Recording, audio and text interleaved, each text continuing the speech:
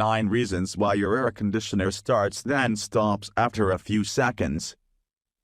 When your air conditioner keeps turning on and shutting off after a few minutes, it's called short cycling. 1. Refrigerant problem. 2. Oversized unit.